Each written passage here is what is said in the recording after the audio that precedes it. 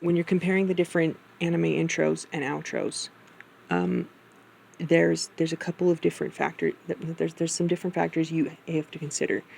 There's there's the music itself. How good is the music, right? How fun is the music for some people, The animation matching the music. Yeah, the animation matching the music is a factor. Then there's also the quality of the animation, because the animation can be bad, but it matches the music well. The Rising of Shield Heroes opening is pretty bad. Well, it doesn't match the music very well either, but it kind of matches the music. Yeah, but it doesn't really do it well. The animation is not good. But there can be some with really low quality animation, but it matches the music really well. Anyway, Mob Psycho.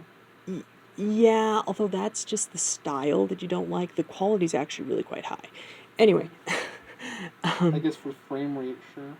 There's a lot put into that. Anyway, then there's meaning.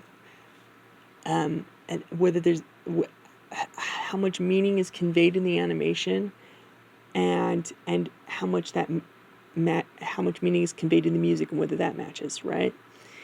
So in the case of Overlord, the music is amazing. It matches the animation very well, which is also amazing.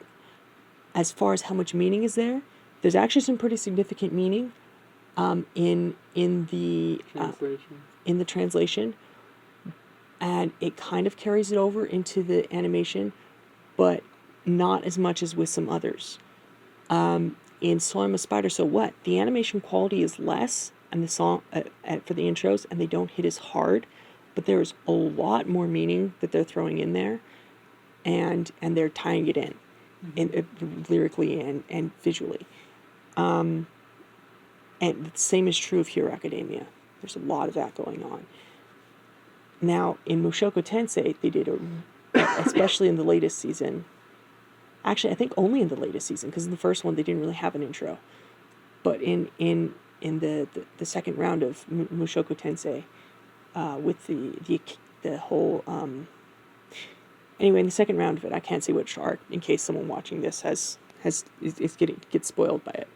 But in the second season, they do a lot of meaning. It is dripping with meaning, every frame, and to every word.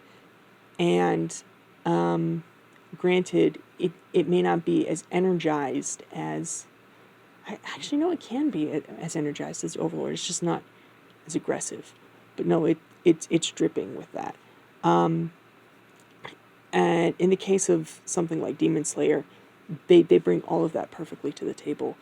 And in a way that, as you're watching each arc, I usually only read the translation second or third, maybe episode for the intro, and maybe fourth episode for the outro, and then I'll see as you go through the arc, all the meanings tie in, like everything,